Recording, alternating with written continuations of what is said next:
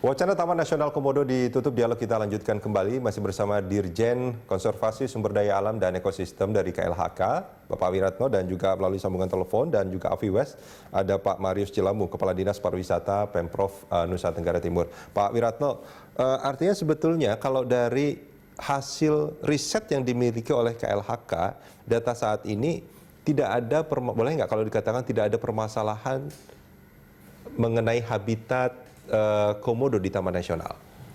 Atau sebetulnya ada permasalahan yang sangat spesifik yang harus butuh tindakan segera? Baik, kalau komodo dengan jumlah populasi 2.700 individu dan rusa sekitar 3.000 individu, itu cukup stabil. Itu komodo makannya satu hari satu rusa atau gimana Pak? Atau saya kurang begitu paham? Iya, ada bisa beberapa hari, satu rusa bisa dalam 1 minggu, dan makannya bukan hanya rusa. Dia makan juga kerbau, di sana ada kerbau liar, tapi yang paling utama rusa. Sehingga satu rusa untuk satu komodo atau bisa rame-rame, bisa rame-rame. Dan komodo juga binatang yang unik karena dia kanibal. Kalau tidak dapat pakan, dia memakan anaknya sendiri atau saudaranya sendiri, saling bertarung. Jadi itu komodo. Jadi dari bukti, artinya dari jumlah rusa itu, ya, masih mencukupi. Memang ada problem perburuan. Selalu perburuan ini terjadi orang-orang dari Bima, ya, sehingga kita sedang mendorong untuk breeding rusa besar-besaran di Bima, terutama di Sape, agar mereka tidak perlu berburu rusa ke jauh-jauh dengan menempuh bahaya di Taman Nasional Komodo yang memang dilarang itu. Jadi sebetulnya kalau dari sisi urgensi sebetulnya belum urgen untuk ditutup, di tapi satu mungkin sisi, tapi ada problem juga illegal fishing, kemudian diving yang tidak terkontrol. Misalkan kita mempunyai 41 dive spot sangat bagus di Komodo, kita sudah survei ada 11 dive spot yang sangat favorit, dan itu tentu harus dikelola dan dijaga bersama-sama. Nah, dikelola dan dijaga bersama-sama. Apakah saat ini tidak dikelola dan dijaga bersama-sama, atau sudah dikelola dan dijaga bersama-sama tapi tidak, pengawasannya mungkin tidak ada? Pengawasan harus ditingkatkan, dan kalau peran, siapa yang harusnya terlibat di pengawasan ini? Pengawasan itu bisa para pihak, dan termasuk dive operator, mereka bertanggung jawab. Kemudian karena ini di bawah pengawasan siapa mereka ini mestinya? Kita harus berkolaborasi dengan mereka. Mereka harus mentaati aturan-aturan bahwa ini. Selama ini banyak yang tidak mentaati aturan. National Park, ya ada juga yang melanggar, ya. Ini National Park, dan itu National Park bukan mass tourism. Dia ada kaidah-kaidah konservasi yang harus dia penuhi. Dan itu boleh saya katakan sebagian mereka kurang menyadari hal itu?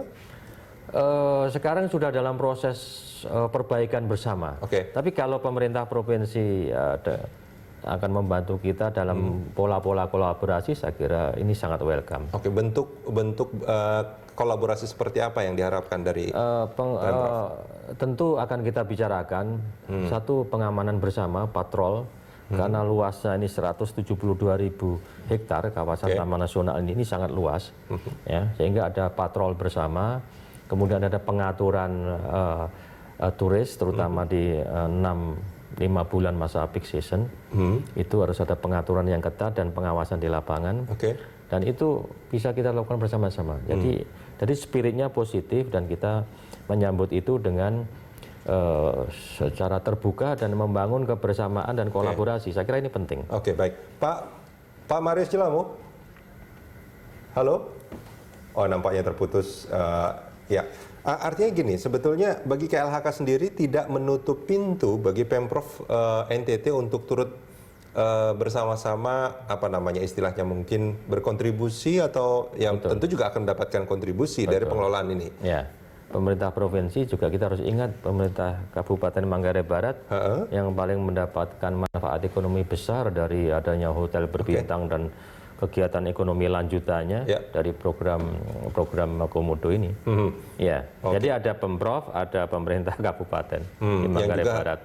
Yang kalau terlibat dalam proses pengelolaan, penataan dan pengawasannya juga akan memperbaiki kualitas manajemen di Taman Nasional Komodo, termasuk juga keselamatan komodo, pakannya, dan keindahan bawah lautnya. Tanpa harus menutup Taman Nasional Komodo. Penutupan itu kita bicarakan bersama nanti. Oke, baik. Pak Marius Jelamo. Halo, Pak Marius Jelamo, ya. Kalau seandainya keputusan KLHK itu tidak menutup Taman Nasional Komodo, bagaimana sikap Pemprov? Ya, saya kira kita bicarakan bersama-sama antara pemerintah pusat dengan pemerintah provinsi. Jadi semua kemungkinan itu tentu kita akan mencari alternatif yang terbaik dari kebijakan yang ada. Dan perlu saya sampaikan juga kepada publik, Taman Nasional Komodo itu sangat luas, seperti yang dikatakan oleh Pak Dirjen tadi, 72.000 hektar. Jadi tidak hanya Pulau Komodo, Pulau Rinca, ada pulau-pulau lain. Jadi ketika misalnya satu waktu ada kebijakan menutup Pulau Komodo, tetapi pulau-pulau lain tidak ditutup. Jadi orang bisa berwisata ke tempat lain.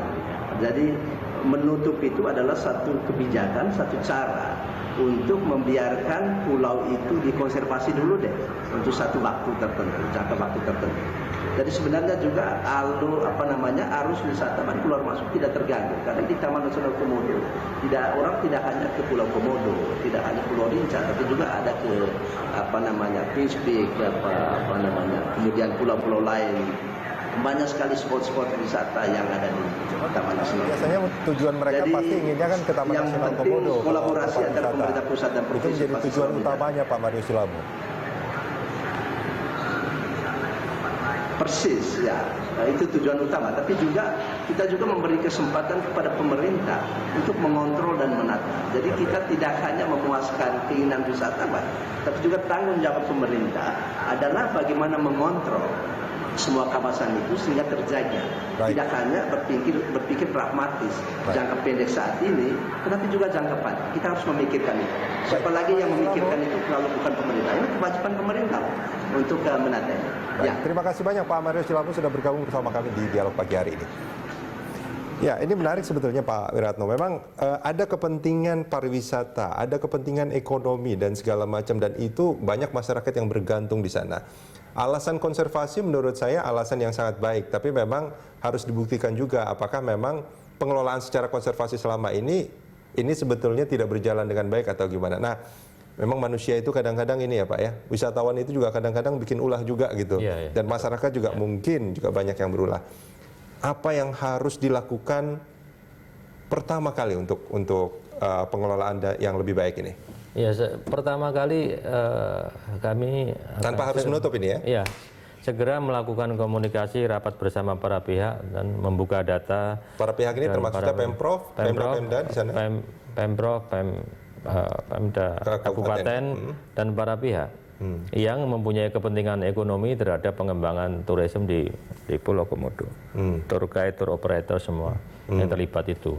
Ya, kita akan berkomunikasi segera untuk membangun kesepakatan bagaimana tadi Pak Kadis menyampaikan Pulau Komodo saja ya yang akan ditutup misalkan atau seluruh Taman Nasional. Nah, kalau Pulau Komodo saja berarti fokus pengelolaan dan turis bisa ke Pulau Rinca dan Pulau Padar dan di banyak spot diving. Karena Komodo Taman Nasional Komodo bukan hanya di Pulau Komodo. Bukan hanya Komodo juga atraksinya, tapi juga divingnya luar biasa. Dan ini diminati para turis. Baik, Pak Wiratno, terima kasih banyak sudah hadir bersama kami. Terima kasih Pak Rudi. Selamat pagi.